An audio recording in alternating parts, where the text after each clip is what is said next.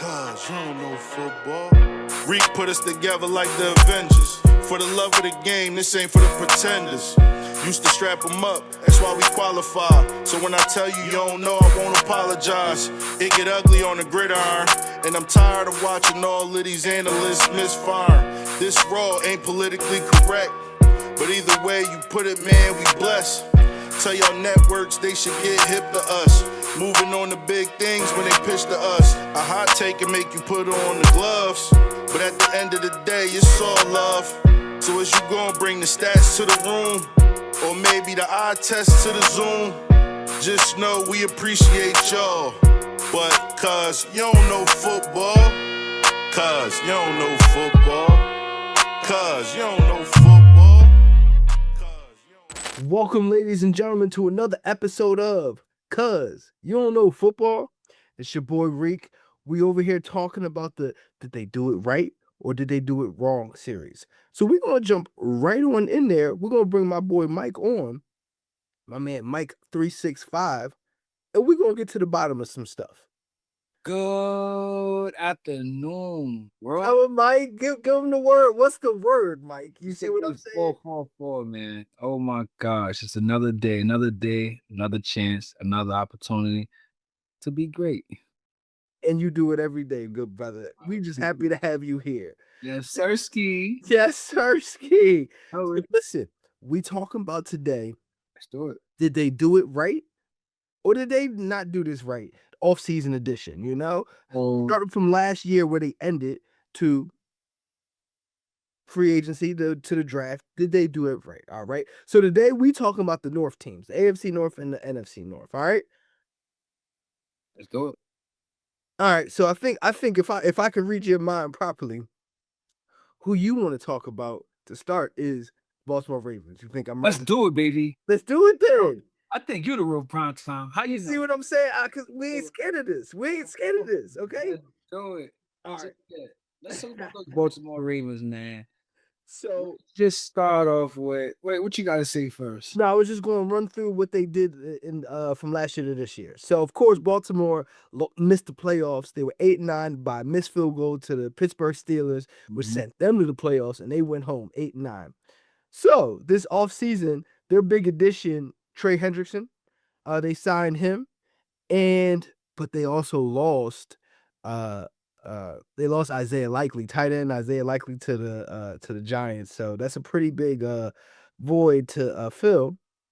And in the draft, they drafted I'm gonna give it a chance. Oliavega Loan, offensive guard from Penn State. My apologies if I messed my man's name up. Zion Young from Missouri Edge, and Jacoby Lane, wide receiver from USC. So, what do you think about the Baltimore Ravens right now? So let's get into Baltimore Ravens, man. Let's just talk about the passing game.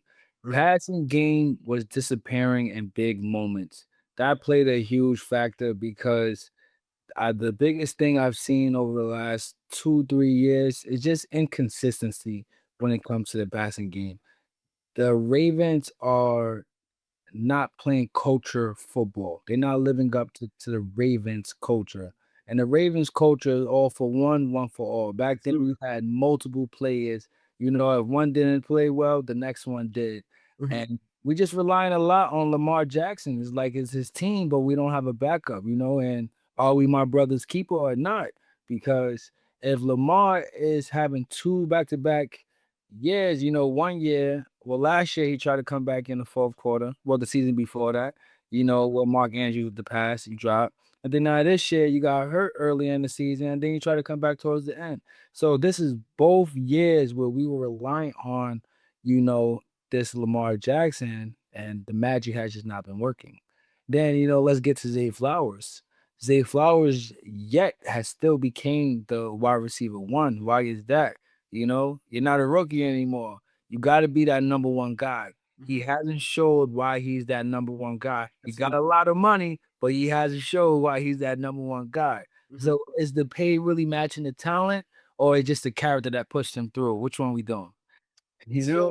So I got some more questions. I got more questions than that about Baltimore. So like coming into this season, is Derrick Henry over the hill now? You know what I mean? Derrick Henry had a lot of miles on him before he even got to Baltimore. You know what I mean? How many years was that going to be able to um how long was the window going to be able to stay open with Derrick Henry was always a question that I had even when they signed him. So now this is going into year 3 of that, and yeah, I mean that still hasn't boded the results that they want to bode.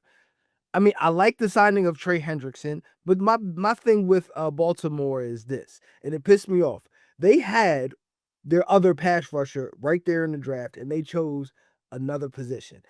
The fatal flaw of the Baltimore Ravens over the last, I would say, 3 years, whether they would want to admit it or whether they can see it or not, has been they have not had two pass rushers to get to the quarterback. Now they've always been able to generate sacks and everything like that, but when it came down in the playoffs, their inability to get to the quarterback has always put more pressure for Lamar Jackson to have to be that guy.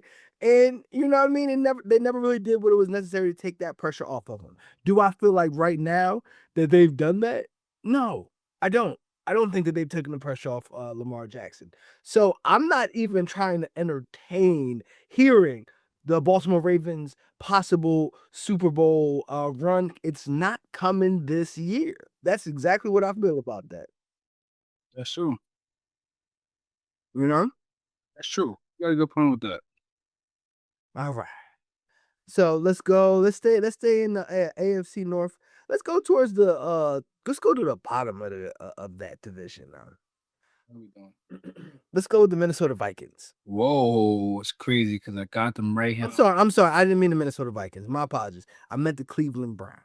You want to do the Browns? We're gonna do the Cleveland Browns next. What notes I got on the Browns? Let me All right. see. So while you looking that up, the Cleveland Browns, they ended up 5-12. Shador Sanders finally got into the game. So- And so we finally got that queued up. So let's see who they lost and what they did. I say because I'm ready for them. I'm ready to take it away. I know. Okay.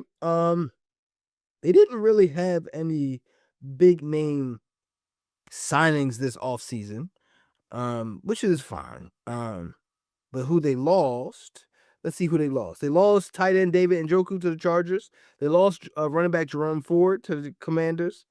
They lost their guard Wyatt Teller to the Texans. Did they lose anybody else? No, that's pretty much who they lost. But let's take a look at their draft. Now, in their draft, they got Cleveland got Spencer Fano, offensive tackle from Utah. They in the first round, they had 2 first-round picks. In the second first-round pick, they got KC Concepcion, wide receiver from Texas A&M. And in the second, and then they doubled down on wide receiver in the second round. They got Denzel Boston, wide receiver from Washington. And yeah, so 5-12 last year. Did Cleveland do enough to get better than they were last year? I feel like this previous season, they definitely improved a little bit. But if you want to talk about the biggest problem with the Cleveland Browns is, just an offensive identity.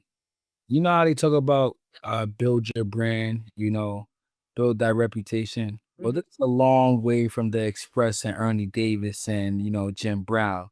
When the Cleveland Browns had a true identity back. Somebody watching the movie. Somebody watching the movie. Because, like I said, talking about culture and history, this is not Cleveland Browns football. If there's anything that Cleveland Browns been known for in the early 80s, 90s, 70s, they've been known for true identity. And right now, we have bad offensive identity. We still don't have a good quarterback room. That's a big thing. Not knowing who's going to be the starting quarterback, who's going to be QB1, who's going to be QB2. That was the biggest problem. Injuries was another problem. A lot of people having injuries. And let's talk about Myles Garrett, He can only carry so much. Mm-hmm. He can only carry so much. Denzel Ward, elite, when healthy.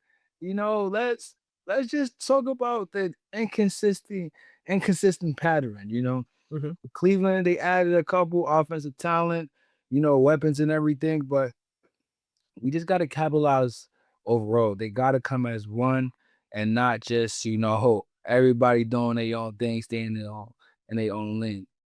Every year, people fall from the Browns. We get hyped up, and then next thing you know, next season is not going that way. So, if Ravens want to capitalize, they got to get this quarterback situation unsolved. Mhm. They got to stay humble. They got to stay true. They could really do a lot next year if they come together. So I'll leave it to the management.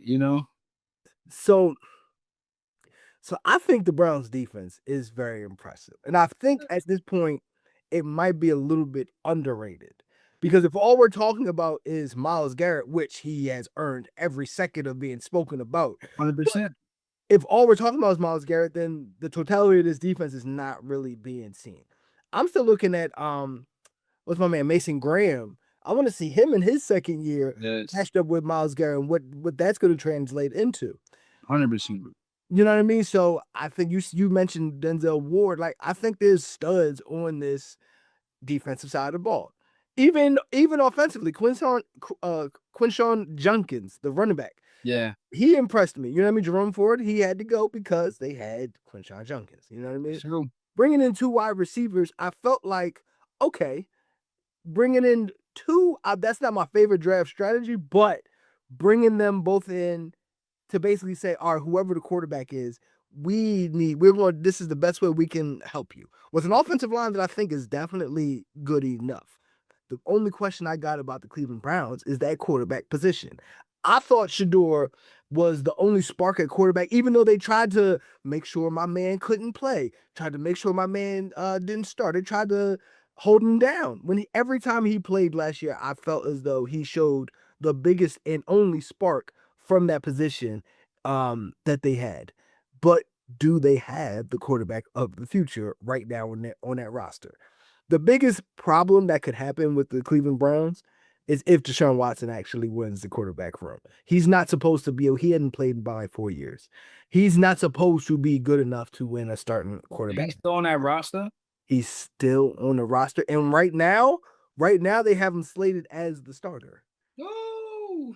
So, with all that said, Shador, listen, if you're not ready to take the lead, having the weakest quarterback in the division is always a death sentence for any NFL team. So, Of course. if the Browns can get that together, if they have their quarterback, and if Shador Sanders is their quarterback of the future, the Cleveland Browns might make the biggest jump of any team in the NFL and be in the playoffs.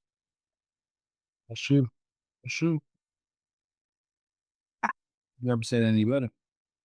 But I try. I do this from time to time. Every so often I come on here and I do this something. All right. Let's stay in the division. Let's go over the Cincinnati Bengals. Whoa. What I got on Okay. this? Okay. So let's see who they lost. They lost the backup, Jake Brown name. They lost tight end Noah Fant. They obviously lost Trey Hendrickson to the Baltimore Ravens. And they lost Cameron, somebody who it may not be a big name, but I felt like he was definitely a good player. Cam Taylor-Britt. He actually got signed by the Colts. So that's who they lost. Who did they gain? Did they sign? Okay, of course, they signed Dexter Lawrence from the Giants, gave him a big deal. And that's pretty much the biggest signing that they had this year. With their draft, they did not have a first round pick, but in the second round they signed Cassius Howell, edge from Texas A&M. In the third round, they got Takario Davis, cornerback from Washington. And in the fourth round, they got center Connor Lew from Auburn. So you might want to go first because I got some hot takes about Cincinnati. I'm going to be real with you. If you got some hot takes, then I'm going to just start off hot. Look, healthy Burrow changes everything. Okay. Everything. With him healthy, let's really talk about it. I'm going to be honest. They're unstoppable. If Joe is healthy, they're unstoppable. You know, Jamar Chase still elite. You know, for me personally, I feel like he don't have to really work on nothing too much. A little tweaks here and there, but he's that dog. T. Higgins, now we got to get T. Higgins to stay healthy. He's another one. Being healthy matters with T. Higgins. The biggest focus in this draft that I realized with the Cincinnati Bengals, they focused on edges. They focused on depth with linebackers. They focused on defense, period. They don't have any weaknesses too much in their offense. Them playmakers, they've been balling with each other since college. They got to capitalize a little bit on the old line, but other than that, they gravy. I'm talking about, you know how when you put the gravy on the mashed potatoes and then you take that first spoon and ooh, that's Cincinnati Bengals next year, baby. I'm telling you. I'm I telling you. understand. I understand. I understand. And little tweaks, but I'm telling you right now, I gotta give them an A minus because I know the raw truth, and the raw truth is if they put this together, they could beat anybody. Okay. So I ain't never pushed back against anything you said so much that I'm about to right now. Brother, I understand that they got a big three. Jamar Chase, T. Higgins, and Joe Burrow. Okay. But I think they've already failed. And I'm gonna think philosophy wise. The philosophy of having two of your best three players and so much of to having two number one wide receiver contracts on your roster, I think always will hinder you from building the roster necessary to win deep in the playoffs. Sometimes you got to, and I know Joe Burrow wanted them back. But I don't think great wide receivers don't need great quarterbacks, and great quarterbacks don't need great wide receivers. So I think they're not building each other up at this point. I think the three of them together are holding each other back because the rest of this roster, we are having questions about Joe Burrow. We've always had questions about Joe Burrow. And going back to what I thought about even Andrew Luck, when he was with the Colts, remember he retired early. Why? Because they never got an offensive line and he got beat up. He got beat up on week after week after week after week. And there's so many hits that a man is going to be able to take from 250 running 4-2 head down at my chin. Okay? And Joe Burrow is going through the effects of that. This offseason, he's what did he say? He didn't say he was going to retire. I gotta protect them. Like, I'm not sure how many more years I'm gonna play. They should have parted with these wide receivers, using these wide receivers as bait to build the roster that Joe Burrow needs, even if he don't even understand it. Even if Joe Burrow don't understand why he got to lose both his wide receivers, you were supposed to do it because you were supposed to know better. But Dexter Lawrence, I think, is a fantastic step. I would have loved Dexter Lawrence's move more if they would have kept Trey Hendrickson. Then I'd feel a little bit different about him being there. But now I feel like it's the same thing with an all-time bad defense. I don't feel as though it's going to be corrected this year. If somebody can fix that defense, God damn it, give him a raise because that's going to be a hard thing to fix. So I don't hate the Ravens. I mean the Ravens. I don't hate the Bengals. I love Joe Burrow. I fight for Joe Burrow all the time. They didn't do what they needed to do to build the roster for this to really be scary, in my opinion. You got something else you want to push back? Push back. I mean, now with Dexter Lawrence, he does play a huge factor. I do want to say that because he's helping one of their biggest, weaknesses. He got a chance to stop the gap. He's really known for collapsing the gap, and that was another big problem that they faced this year. They're gonna have a really good guy to collapse that gap, and stop, big plays from the line. So with him coming, with the run defense, interior pass rush, double team attention, because they know he's that guy. Let's see, if this opens more exposure to those pass rushers, where now this gives more slack to Joe Burrow, where now he don't have to keep on capitalizing, making a lot of decisions under pressure. Now he trusts his defense and he knows that his defense can make it happen.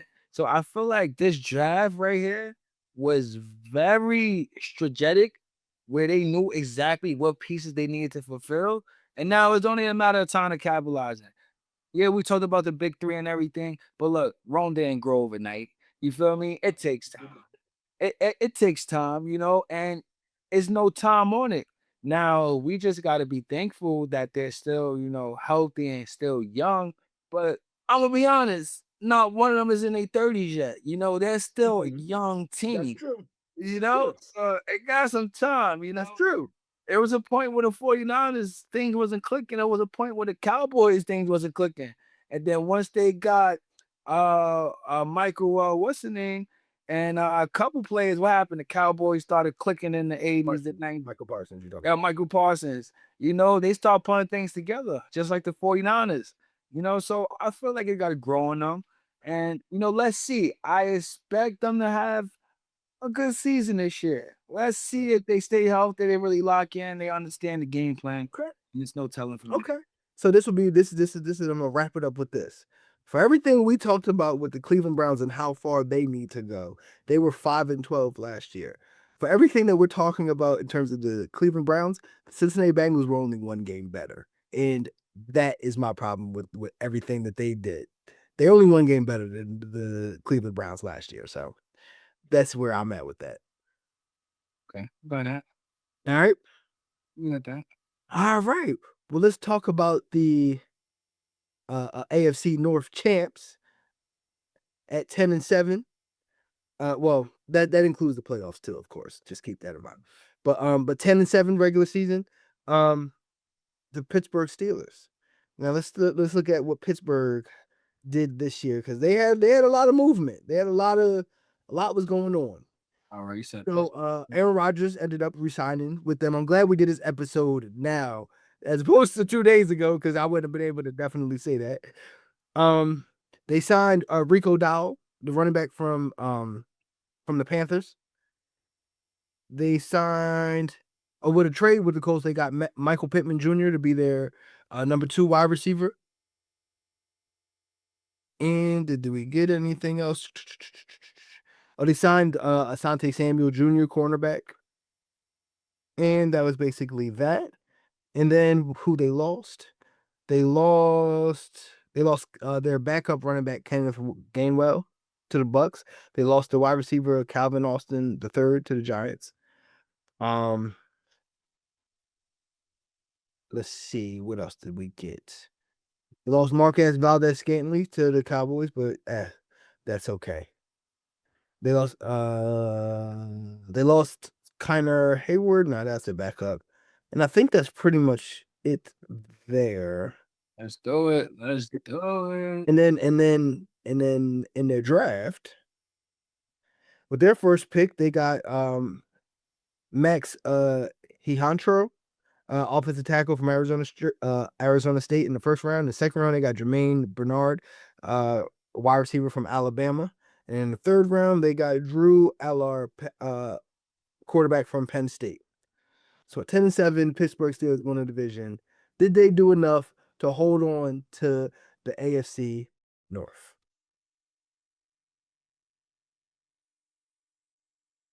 Let's just be honest. The biggest problem with them this season is the defensive, weapons held them in a lot of games. Offensively, they just been too inconsistent. Now, granted, off season, they just made a big move with DK Metcalf, you know. So I feel like now he could be that receiver one that, everybody's talking about. I feel like he can really step up if he's healthy. But the biggest thing is just capitalizing on the offensive ceiling, They need better quarterbacks. I'll be honest. Like, I like Rodgers, don't get me wrong, but my boy, you're getting a little old and gray. What's wrong in the tooth? You see?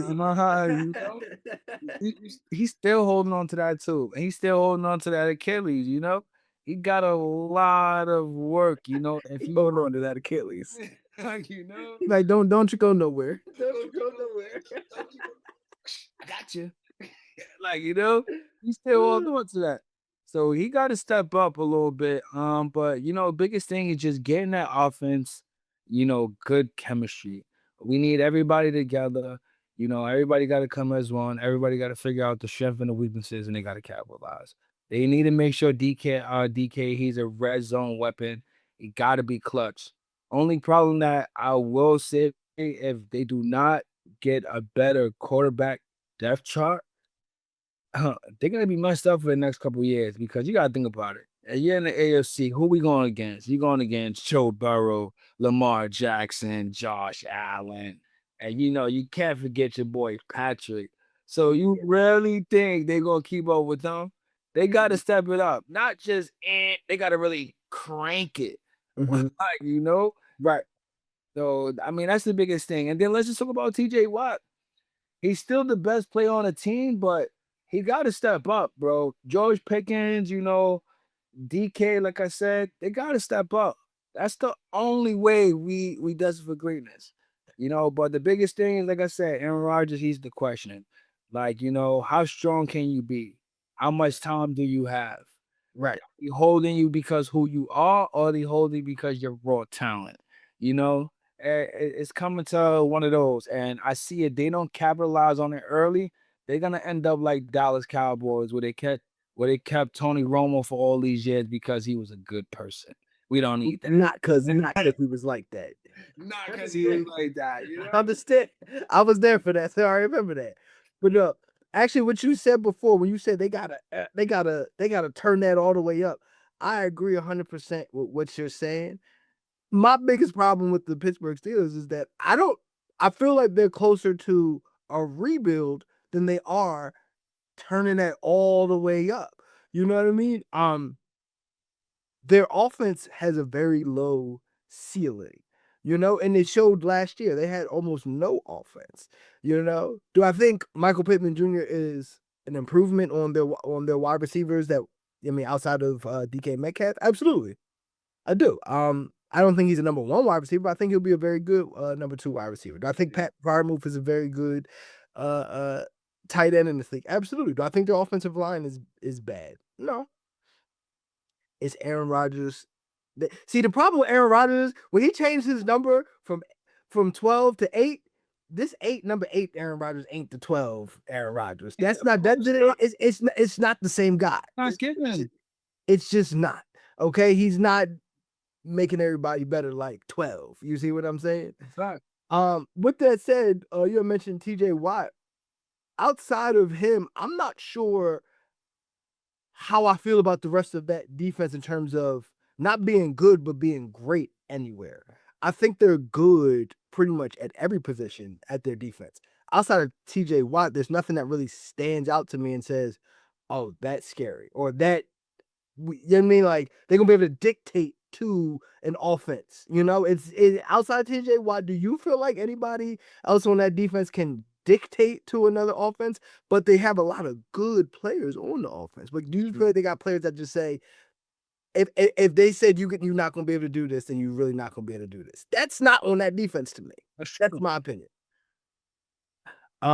So usually when you got that many questions about a roster, usually it all goes the negative way. And that's kind of how I feel about the Pittsburgh Steelers. This is about to fall. They're about to break this up, and it's all about to fall down. That's exactly what I feel about it. I mean, you know, you're absolutely right on that. And I will say this though, look, the Steelers, they don't have a talent problem anymore. They got an identity problem. They got to identify I themselves. think they got both. I think it is both. Yeah, they're true. They could have both. It's more of an identity problem. I agree, but I think there's a talent problem there too. You know, because they got to come to the conclusion: are they trying to win 20-17, or they actually trying to compete in the AFC? And that's the biggest problem. I realized they had great games this season. They played against really good contenders, and the games were very close on some of the toughest wins. It was either they won or it was very close. So it shows growth, but are they fared? When people play them, are they saying, oh no, this is the toughest team right here, we can't mess with them? No, it's not one of those. no. They got to step up. You know, they got to step up big time. Like I said, I just feel like the QB position is holding them back. Aaron Rodgers is really good. He's very fast with the defense and everything. But my thing is, if you're gonna have a seasoned vet at that position, you need to make sure that seasoned vet got seasoned receivers, seasoned linemen, seasoned skilled overall. Because he gonna put that ball in that spot, but is that player gonna be there? You know, and it's only so much Aaron Rodgers can run. Like I said, he gonna get the ball there, but how fast you gonna be there? He's known for one of the best QBs when it comes to time, accuracy. He gets the ball out in a short period. Like he's really good with that. A lot of people study him and Dak Prescott and a couple other QBs. So let's just see if he can capitalize on that and step up. Right. Mike, what's so great about having you here? And I'm gonna use your own analogy for you. You just make that gravy. You know how you got that gravy that you just put over the top of the potato? That's what you do, man. That's what you do, man. That's what you do. You see what I'm saying? Yeah, you see what I'm saying? Get that last little on top of that. You see what I'm saying? All right. So how much time we got before the score cut? Okay, we got about 10 minutes. All right, we're gonna get through one of these NFC North teams. And now we're going to get at the bottom of the division. Let's get to those Minnesota Vikings. Now we're going to get to the Minnesota Vikings. So the Minnesota Vikings last year were 9-8. Of course, they missed the playoffs.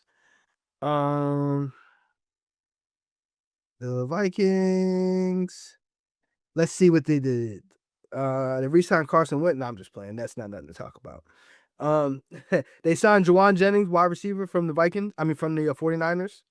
What else did they do? That's pretty much all. That's probably the biggest thing that they did. Let's see who they lost. They lost. Anybody? They lost Ryan Kelly. Ryan Kelly, he's retiring. Oh, I didn't even know that. They lost their center, Ryan Kelly, to retirement. Did they lose anything else? Jonathan Allen, they lost him to the Bengals. Oh, the Bengals did get Jonathan Allen too from the Commanders. Remember, he was drafted from Alabama. They lost Javon Hargrave to the Packers. And that's pretty much that. Then let's get over to the Vikings draft. Minnesota. All right. So in their draft in the first round, they got Caleb Banks, defensive tackle from Florida. In the second round, they got Jake Galladay, a linebacker from Cincinnati. In the third round, they got Dominique Orange, defensive tackle from Iowa State. So 9-8, bottom of the division. The Vikings going to stay there this year at the bottom? I'll be so honest with you. The Vikings is the. Oh, I forgot one thing. They also got Kyler Murray. Kyler Murray, they signed Kyler Murray, quarterback this offseason too. Now you go. Sorry about that, brother. From Cardinals? Yeah. Okay. That little bit. See, I forgot that part. That was a big tweak to what I'm about to say. But before you talk about Kyle, let's just talk about they are the most confusing team in the NFC North. I agree. Most confusing team. My biggest hiccup with them is 1 week they coming out smoking a team by 40. Next week they getting smoked by 40. It just doesn't make any sense. When you talk about inconsistency, let's really talk about them. Out of every team in the NFL this year, they have been the most inconsistent team. And I say that by far because you got defensive players disappearing, too many ups and downs, too many hiccups, too many inconsistent quarterback plays. So now adding Kyle will be a huge asset to them because that boy is a playmaker. I don't care how short he is. He's short enough to get under that line. And he's short enough to make a play back to catch and get it down that line. Let's just talk about that. Biggest offseason improvements, they added a lot of trench help from the O-line and the D-line depth chart. They focused on protecting the quarterback this year, added defensive pieces to help pressure. And the biggest thing, they build a roster for future stability. They are on the rise of building an empire. You know how I talked about earlier, Rome wasn't built overnight, but this is another team. As much as I can't stand them, I got to say that they trying to build an empire like Rome. And it's not gonna happen overnight, but they could put these pieces together. JJ McCarthy, he really got to step up. Vikings can win at least 10 to 12 games if he step up. The future looks bright. Like, to be honest with you, how they play determines everything. Right. He determines everything. Justin Jefferson still got to step up too. But I could go on and on about these Vikings because I was very disappointed in them. They play a huge, X factor, especially some of these plays they got. Capitalization is everything. Let's go. Take off. So going right back to what you said about JJ McCarthy. JJ McCarthy's done, my brother. It's over for him. It's over for him. JJ McCarthy is a cautionary tale of what I try to tell people about drafting quarterbacks in the draft. Don't just draft a quarterback in the draft just because it's a need. You have to draft the quarterback of your team at there. You can't just say, all right, it's a place that somebody.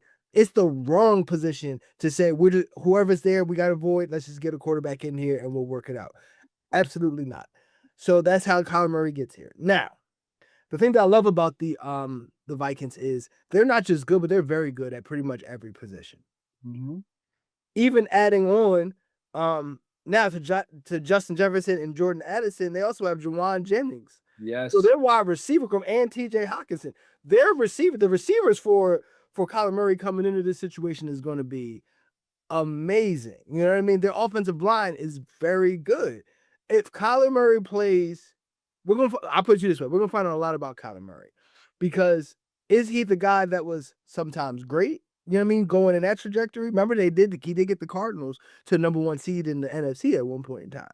Or is he the guy that they had to put in his contract? I mean, you got to do film study for this amount of hours because you play too much video games, or you know what I mean? All of those kind of things. So we're gonna find out a lot about him because they were 9-8.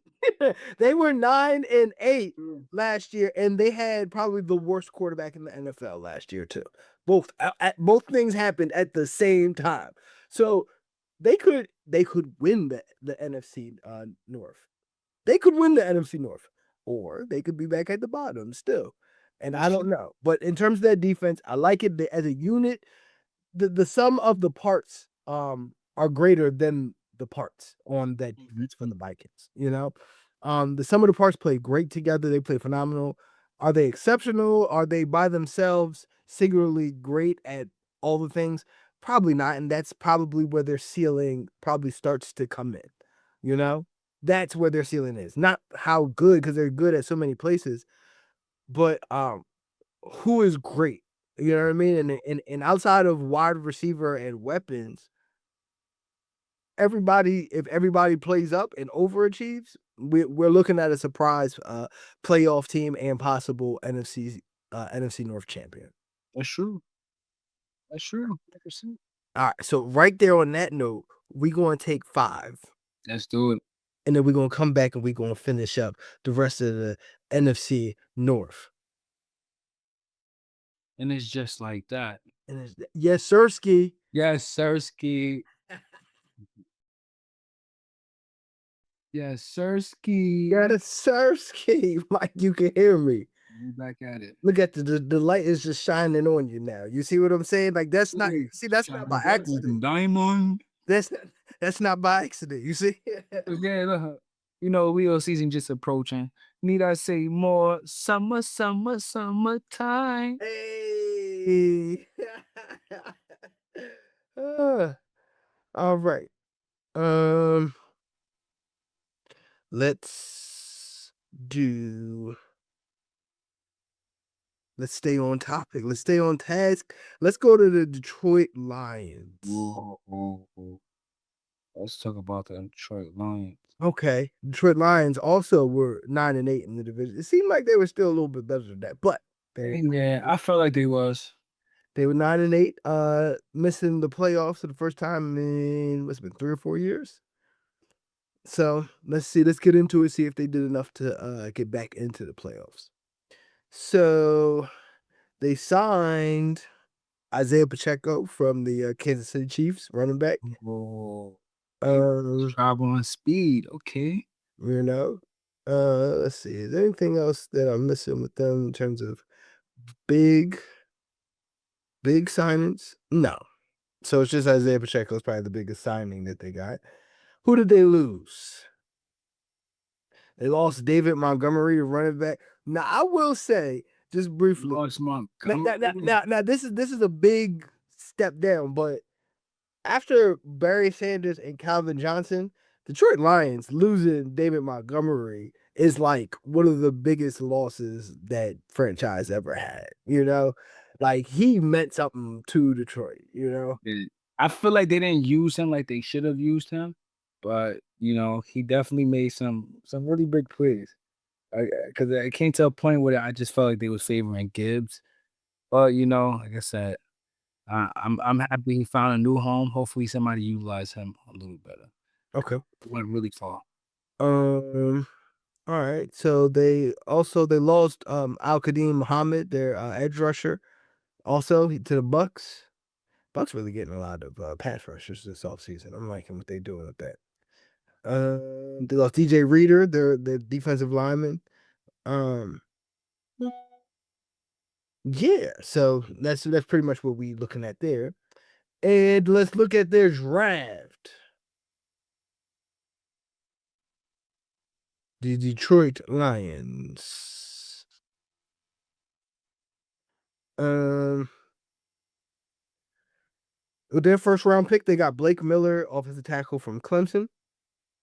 In the second round, they got Derek Moore, edge rusher from Michigan. And in their fourth round, because they didn't have a third round pick, they got Jimmy Rolder, linebacker from Michigan. So, with that said, Detroit Lions, 9-8, worse. 9-8, better. Where are we seeing with them? Talk to me. I mean, my biggest thing with them is secondary depth. They need more strength on their secondary. Playoff execution, that's the biggest thing. Their defense and pressure moments. I feel like if they get that aligned right and they capitalize on their defense, they can be a strong Super Bowl contender. Because we've seen in the past few years, it's not their offense. They know how to put up points. It's not one team I've seen that stopped them or minimized their momentum. They have great momentum. It's just they don't know how to close out on these games. And this is not only the first year, but it is the second year. And if they could capitalize on that, man, there's no telling. I mean, I really don't have too much to say about them. I just feel like they're still a growing team. Well, I don't feel like they're a growing team anymore because they all play with each other for years now. But I just feel like they got to get it together, man. Some teams are just like you know how they say understand your why. It's like, you can't understand your why with them because it's like why not already, like. So that's the biggest thing with these Lions, man. I just feel like they need reassurance. They need a good group huddle, and they need to come together with some common sense or logic or how they're gonna take over next season. But they don't know how to close out right. Okay. All right. So, how many years has Dan Campbell been the head coach of the Detroit Lions? Couple years, what? It's been about like 7 or 8, right? A couple years, yeah, 7, 8. I asked that question. They're not a growing team anymore because Yeah, so I asked that question because I don't know about you. I still don't have an answer if he's a good head coach or not. I don't think he is. Now, I So- think he's a big rah-rah, get you wanting to knock somebody's head off guy. Yeah, told you momentum. Yeah. I think he was also very good at picking coordinators for a long period of time. Was it the coordinators or was it him? So losing Aaron Glenn, who was their defensive coordinator, and now the head coach of the Jets, and Ben Johnson, of course, he's doing his thing out in Chicago. I don't know about the X's and O's, and I kind of feel like what was missing last year was the X's and O's things. The formations, the alignments, the understanding of situational football. I mean, down, distance, red zone, players, you know what I mean? Disguises, you know what I mean? Running formations, disguising if you're running like all of those kind of things. I kind of felt like they were missing. So I feel like the Detroit Lions might have peaked. I tend to agree with what you just said. I feel like they peaked, and this year's going to kind of make it kind of clearer. I think we've seen the best of Jared Goff. I mean, I don't see him getting any better. Of course, the running back. What's the running back for the Lions name? Gibbs, Jamar Gibbs, Gibbs. Jameer Gibbs. Now, of course, Jameer Gibbs, he's a stud. You know what I'm saying? One of the best running backs in the league, but he could just be a guy who's gonna have great numbers on a bad roster now. You know, um, I like their wide receivers, Jameson Williams and Amara St. Brown. I like their offensive line. But them even losing, see, that's what I'm saying. Like they even lost like defensive linemen or defensive players who weren't big names, but in the system that they were playing in were overachieving. I don't know if they're able to pull that off again. You know what I mean? So I don't know what they're gonna do. But once again, if I got a bunch of questions about you, I tend to start to look at you and say, this ain't gonna be good. And it narrows down to the big question.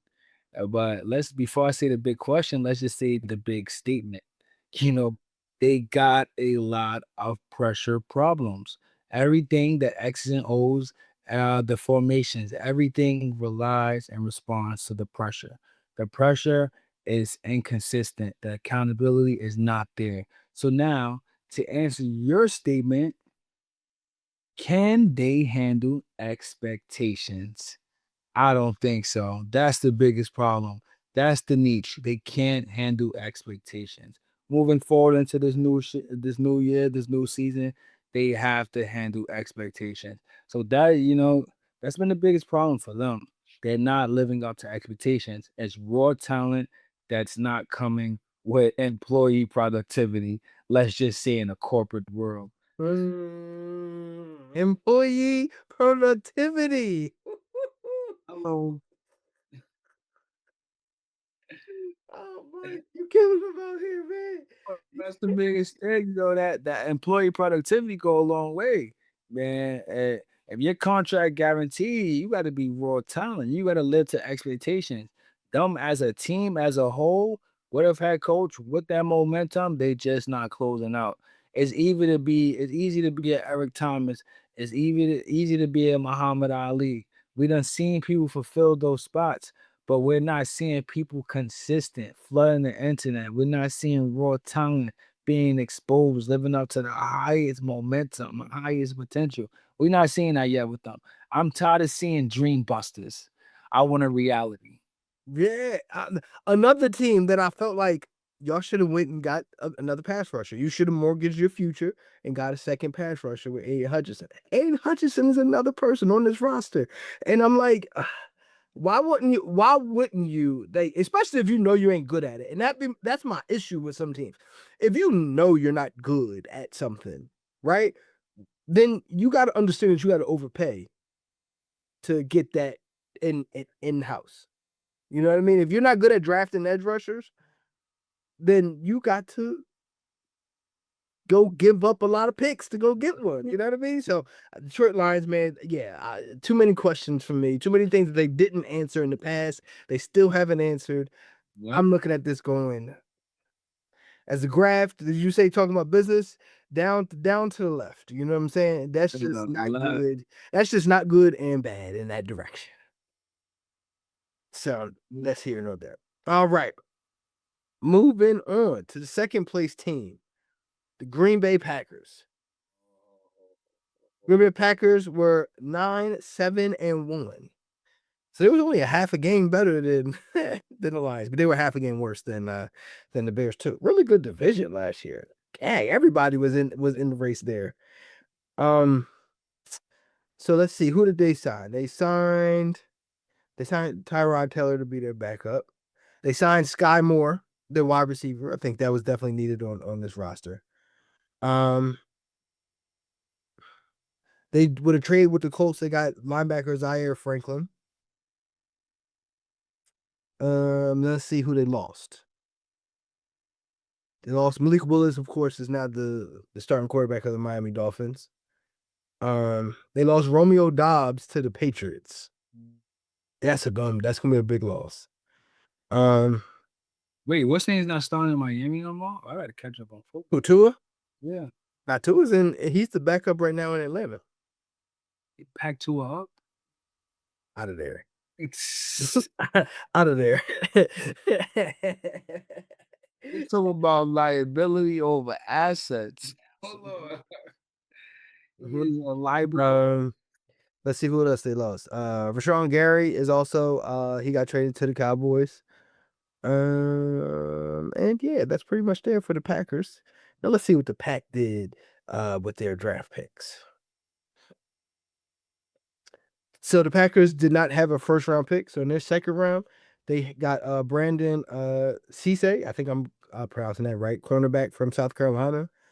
In the third round, they're getting Chris McKellen, a defensive tackle from Missouri. And in the fourth round, they got Danny Dennis Sutton, edge from Penn State. So Packers are definitely an interesting team to me. But I want to hear your thoughts on where you think they're going. I'm actually curious because we could be different on this one. Go ahead. I'm gonna just be honest. It starts with the QB. You know, QB got the IQ. Offense harder the team, harder the offense. Inconsistent. You know, offensively. Jordan Love hot and cold. Starting up with the season, I was looking very toward a good season with the Packers. I like how they were starting. I like how Love was playing. Man, he was putting the pieces together. But and through time towards the season when it gets crunch time, he just started being inconsistent. They have not one true dominant receiver, and that's been a problem with them over the last couple of years.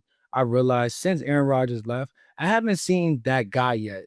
I cannot say for a whole season it was one dude who broke a record. He at least became MVP. I haven't seen that one dude yet come out of Green Bay since Aaron Rodgers left. That's just been that guy. Just building that Aaron Rodgers and that chemistry like how he had with his fellow receiver. Lovely to get that, you know. Defensively, they started disappearing in key games. That was a big problem too.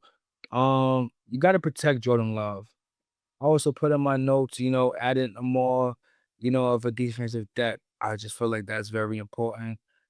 Um, you know, the season, like I said, offense they play a huge role. Jordan Love play a huge role. We got to keep him healthy. Yeah, like the season depends on him. If Love is not there, I see no momentum, and that's a problem. Okay. I've been seeing it with a lot of teams. Okay. So I tend to agree with you in terms of the defense. At one position, and I don't understand why the whole NFL was undervaluating having two legitimate pass rushers. I don't know when that went out of style, but they need to bring that back into style, okay? I don't know I don't know what the conversation is, but teams aren't seeming to get, like, it's not overly complicated, but part of the equation for you to go and get to the Super Bowl and win the Super Bowl is you got to get to the other team's quarterback. Now, Micah Parsons, he tore his knee up at the end of the last year, so he's going to miss probably the first game or two, even coming into this year. But he'll be back. With all that said, they should have said, "All right, we need to go get another pass rusher." They did not do that. Okay. Now, with all the rest of that said, I'm pretty optimistic on Jordan Love. I've liked what I've seen from Jordan Love. Jordan Love is in his game to me reminds me a lot of a Lamar Jackson in that it's not how many attempts that he's going to get. Matter of fact, the lower amount of attempts that he gets, the more effective he seems to be. That's a very Lamar Jackson quality. You know what I mean? You give him out 20, 23 pass attempts, he going to hit you for like 250 and rush for about like 80, 90 yards. And it's going to be 3 touchdowns up on you. And you're going to be like, how we lose? You know what I'm saying? In that kind of way. So, You know what the biggest problem, not to cut you off? The biggest problem is a lot of people are crowning Jordan Love without allowing themselves to see him be consistent with carrying a contender. That's the biggest problem. I agree. I don't disagree with you, But what I was going to say was the Packers answered a lot of questions that I had about their heart last year. It like the consistency is one thing, absolutely. But I was questioning like, yo, are you going to let teams run down your throat? Are you going to let like they were letting teams dictate to them even when they were winning certain games. But how they played, even when they lost in the playoffs to the Bears, like the fight. That's what I wanted to see from the Packers, and that's what makes me feel a little bit more optimistic about them. Yes. The fight that they have inside of them. We have it, so That's what I'm talking about. Like, you know what I'm saying? Like, they're gonna be a disruption. The Packers are gonna be a disruption for any team in the NFC. Okay. 100%. I just question the ceiling that they put on themselves by not saying, all right, we got to go in all this year. Like, what goes into your mindset to not understand the urgency to say we got to go all the way in? Max Crosby was available. Trey Hendrickson became available. Why did you not push all your chips in and say, get one of them over here? And that's a question I'm going to continue to have, until I start seeing these teams, because you see the teams that advanced. Look how many pass rushers they got. All of them. Look at the Final Four. All of them. 100%. You know what I mean? So Haven't said any better, my brother. you know what I mean? So you got to get your quarterback. You got to protect your quarterback, and you got to go get the other team's quarterback. Okay, that is the road. That is the pillars to your team advancing and getting 100%. down in the playoffs. You know what I mean? Period. 100%. And whether you don't agree, come fight me about it. Okay. The heck. Hello. All right. Now we've gotten down to the division winner, the Chicago Bears. Hold on, let me set it up. These new settings on the iPhone, they're weird to me. Like getting through the tabs and stuff. I'm still adjusting all of it. I don't know how I feel about that. It's like y'all, you moved some stuff where I liked it. That's technology for you, man. That's just a me thing, though. All right. The Chicago Bears won the NFC South with 11-6 and seem to have the best quarterback they've ever had in the history of their franchise. Outside of last year, they never had a 4,000-yard passer in the history of the Chicago Bears. Oh, yeah. No. That's crazy. So Caleb Williams definitely seems to be the answer. So let's see what they did. Did they get anything worth talking about? I mean, I can't wait to time me some this one. No, they really didn't. Outside of Kobe Bryant, the safety from the Seahawks, they definitely signed him. But no, they didn't really sign too much. But let's see what they lost. They lost DJ Moore. He got traded to the Bills. Let's see. Was anybody else worth talking about here that they lost? They lost linebacker Tremaine Edmonds, the middle linebacker to the Giants. What else did they do? Oh, they lost CJ Gardner Johnson to the Bills. But he really wasn't that big for them, to be honest with you. They also lost Kevin Byard, their other safety, to the Patriots. Yeah. So a couple voids, but let's see what they did with the draft. With their first pick, in the first round, Dylan Thielman, safety from Oregon. There it is. In the second round, they got Logan Jones, center from Iowa, and in the third round, they got Sam Roosh, tight end from Stanford. So Chicago Bears seem to be getting a little bit better. What we talking about with the Chicago Bears this year? Like, what are we legitimately talking about with them? I mean, biggest thing, let's start with the system. The system has failed them. I don't think it's the players. I just feel like the system. I feel like coaching played a huge factor with them. Caleb Williams is a dog. Definitely underrated. I feel like he proved himself a lot this season and being in the toughest positions. So now, granted, coaching just shifted a little bit. I heard they got this guy named Joe. I heard he's the best with protecting QBs. He's a proven winner. Yo, big veteran to the addition. and they got Jonah Jackson, somebody else, experienced lineman. So now they're filling in the missing pieces. Now it just, correlates into, are they gonna keep the Bears alive? Are they gonna fulfill the momentum? Are they gonna keep the intensity? Bad habits happened last year. Timing get ruined. Confidence was dropping. It was a big old problem for them last year. Quick throws, too unpredictable, poor adjustments. But like I said, with better coaching right now, let's see what they can do. Let's see what they could bring to the table. I'm honestly, I feel like they could go far again next year. They were slept on this year, and I feel like next year they're trying to take it all. That's just my expert opinion. Don't quote me on that, but I definitely see them making it deep in the playoffs again. Oh, I absolutely see him going deep in the playoffs. Like, so let me ask you a question. Is Caleb Williams one of the top 5 quarterbacks in the NFL now? Yes. So he's arrived at that point. Yes. Yes. Okay. Me personally, when you can compete against the top contenders and not only do it once, twice, but multiple times consecutive and the toughest games, you've earned your stripes. You are the road to being the or one of the greatest quarterbacks in the NFL.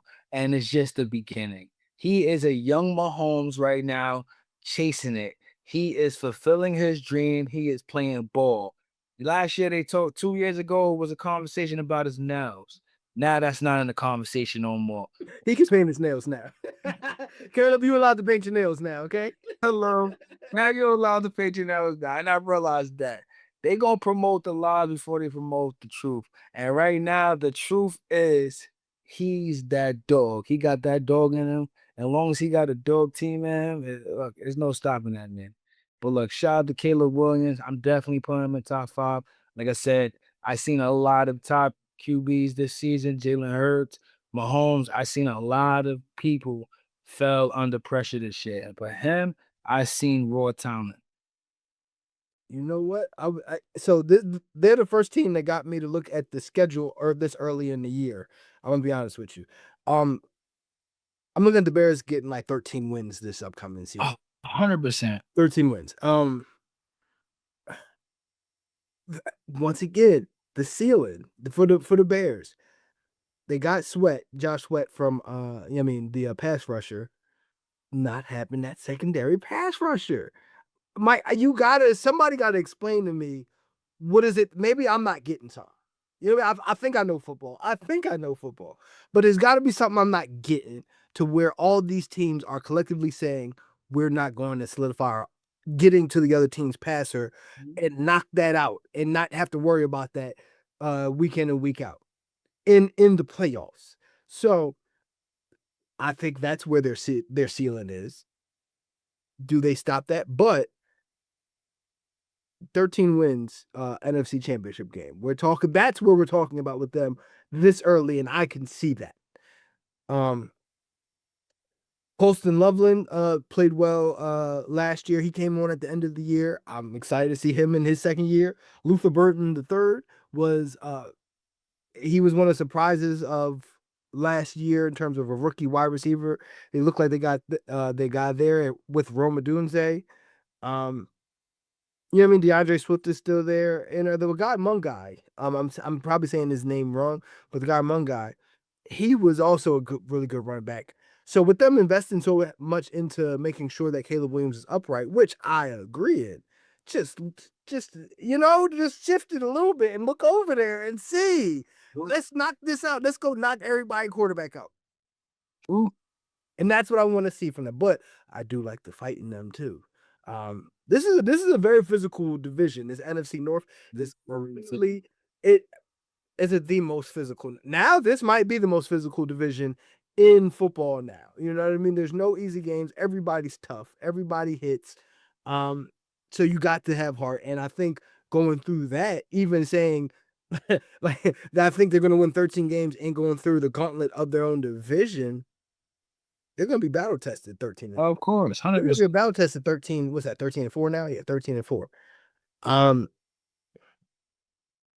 Yeah, the Bears are still gonna be scary. I just have one little question about them.